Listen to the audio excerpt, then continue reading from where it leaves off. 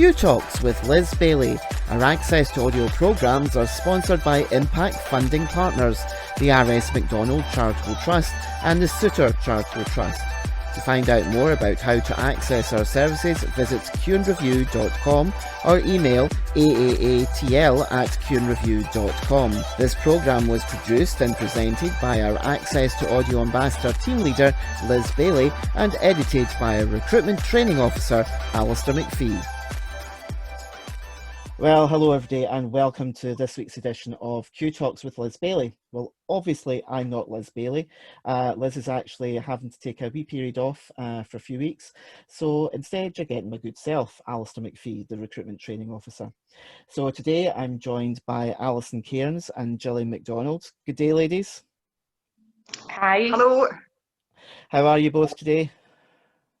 Oh, I think we're doing fine across in the west. Yep, very well. Yes. Excellent. So where are you at the moment? Is it Paisley you're in, or? We are in Paisley, so we are in the Hawkhead Centre. We thought it would be easier coming together and doing the interview with you rather than trying to coordinate separately. So Gillian and Alison, basically, first of all, can you tell us something about the Scottish War Blinded Services? Yeah, Scottish War Blinded, we're a national charity and we give free support to veterans in Scotland who are living with sight loss.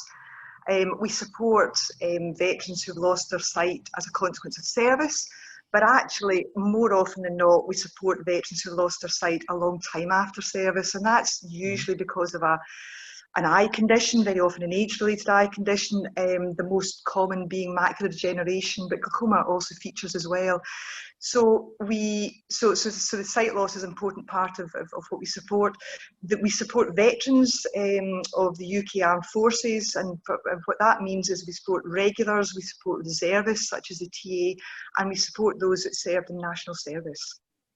Very broadly, we give free services and supports to our members to help support and empower them to live independent lives.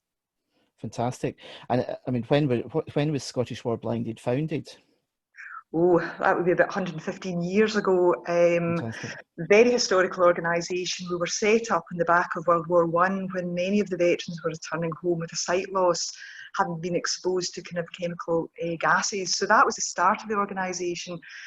Clearly that's a long time ago now, and whilst we still support veterans with a sight loss, a significant part of what we do is they don't need to have had that sight loss, doesn't need to be a cause of their time in service, and say much more often than not, it's veterans who've experienced sight loss in later life as a consequence of an eye-related health condition.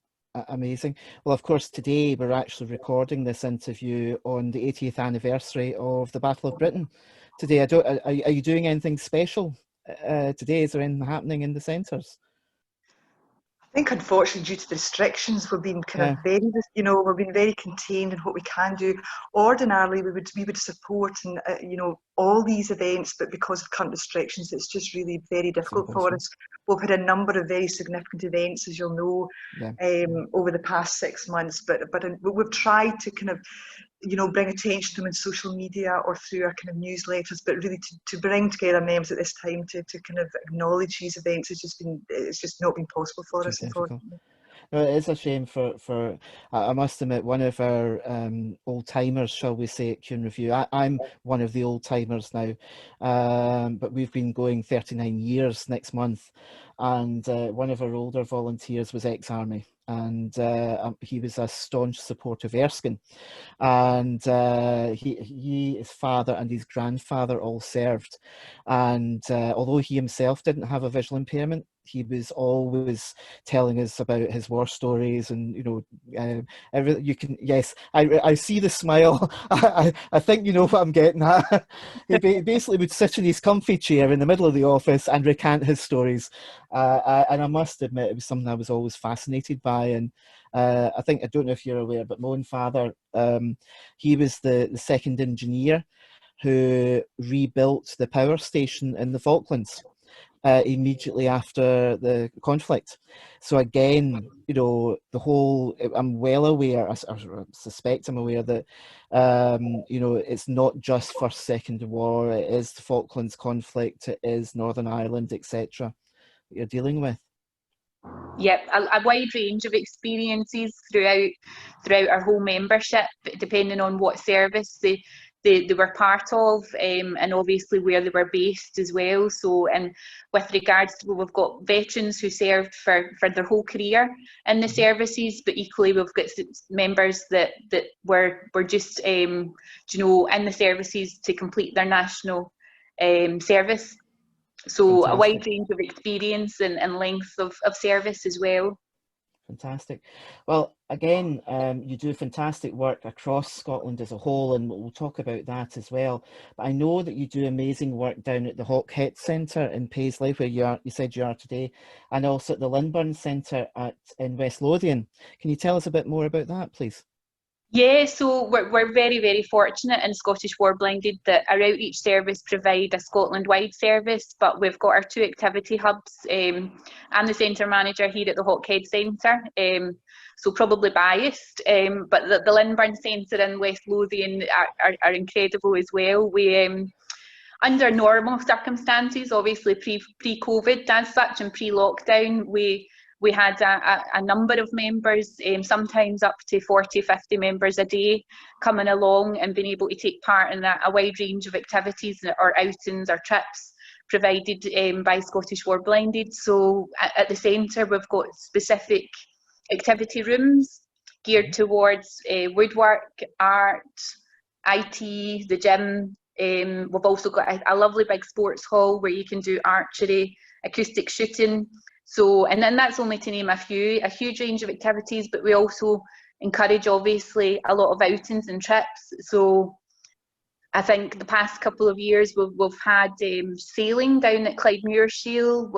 We do a lot of military themed outings, but also just general type social outings as well, down to local sort of museums and things like that. So a huge range of activities on offer, but it's all working towards trying to maintain people's independence or encourage a bit more independence. But I think the huge benefit from the centres is the social aspect as well, of bringing all these members together that have got such shared experience through either their service or their sight loss, and just giving them that sense of camaraderie again and peer support.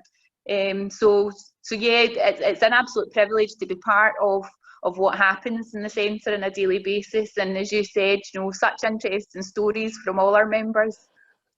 I must admit, I'm fascinated. I mean, years ago when CueAndReview first set up back in, when it was 82, and we started going to schools for the blind, and it was playing football with a bell inside and these sorts of things. But I have never heard of acoustic shooting before. Yep. How the heck do you do? Is it? I mean, I'm old enough to remember Huey Green doing the golden shot. Is it a case of left a bit, right a bit, fire? How does it work? No, the acoustic shooting and the archery are amazing. They're fascinating to watch, and the members are actually really, really skilled at it now.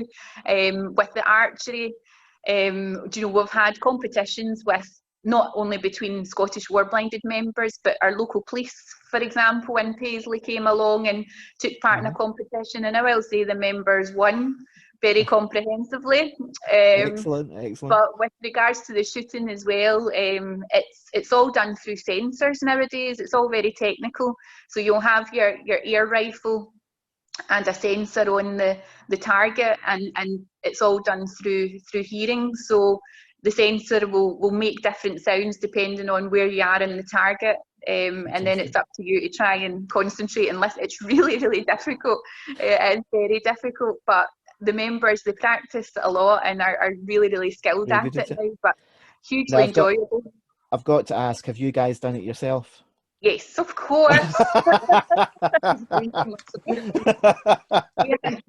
Unfortunately, Lindburn have been able to offer their acoustic shooting for quite a while now. Hawkhead have had archery from not long after we opened. So Hawkhead are only opened about 3 years now. But we just received delivery of our air rifles for the shooting the week that we went into lockdown. So the members haven't had a real go at the shooting here at Hawkhead yet, so they'll be desperate to get back to it once we're allowed to reopen. Fantastic.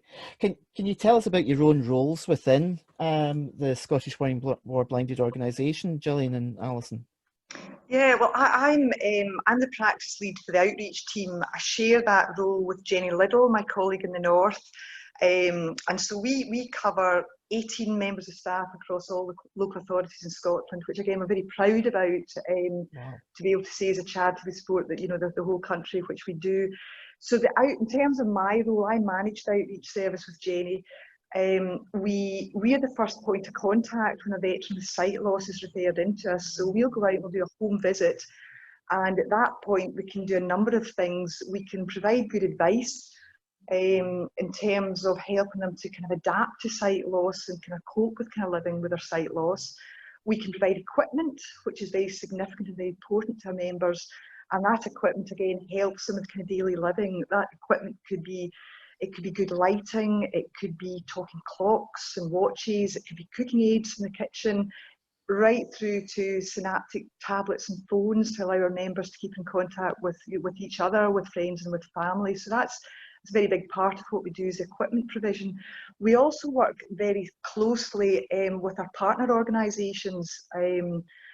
Sadly, sight loss and old age doesn't come alone, so we work very closely with other organisations, and you'll signpost on accordingly if a member is requiring kind of more specific support than we can kind of provide. And then the other big feature the outreach staff cover, and unfortunately we can't do it just now, and that's bringing people together in social settings. We pre-COVID, we had lunch groups, we had individual and group outings, bringing members together, because a huge part of our members' experience can be loneliness and isolation. Old age can be a barrier to getting out and about, and layer on top of that sight loss, it can make it very challenging. Absolutely not impossible, and we support our members to get out and about as much as possible. But as centre and as outreach teams, we very much encourage that. I should also say that another part of our service is the rehab team. We've got 7 professionally trained and qualified rehab officers, which is extraordinary in this day and age to have such a kind of a qualified workforce. And the rehab officers go in after the outreach workers, and they can provide a more specialist kind of a low vision assessment, and they can go on to provide more specialist equipment, and they can offer mobility and orientation training, as well as some independent living skills training as well. So between outreach, rehab and the centre, I think we provide a very comprehensive service. Amazing. Go for it. Yeah. Sorry, I was just going to say I agree absolutely with what Alison was saying there. I think one of the real benefits of Scottish War Blinded as a service is that you really do get the full holistic view of our service users and our members, from outreach, doing an assessment and possibly referring into a centre. So it's any member that is a member of Scottish War Blinded can come along and use our centre, and from that assessment to the support that they can receive from rehab, from outreach with regards to their home living situation, to then be able to come to the centre and really experience the full social aspect of peer support and meeting new people, but also the benefit of being in an environment where you can try and work on skills that you already have, or relearn skills, or just learn something totally new and something that possibly you never ever imagined that you would be able to try due to losing your sight. We've got so many members that come along to the centre that, exactly as you said, Alistair, that say archery and shooting, and I can't do that, but they surprise themselves and it's just the absolute drive to try new things and learn new experiences is just worth coming along to the centre to see alone and to witness. So the full holistic approach from Scottish War Blinded is a really huge benefit to the members, because you're getting the social support and the home support and the specialised rehab support. Well, we're enjoying this conversation so much today that I must admit we're now going to say that's the end of part 1. And if you want to come back to Alison, Gillian and myself in part 2, and we'll hear more about the fantastic work that the Scottish War Blinded Service is doing. Q Talks with Liz Bailey. Our access to audio programmes are sponsored by Impact Funding Partners, the RS McDonald Charitable Trust and the Suter Charitable Trust.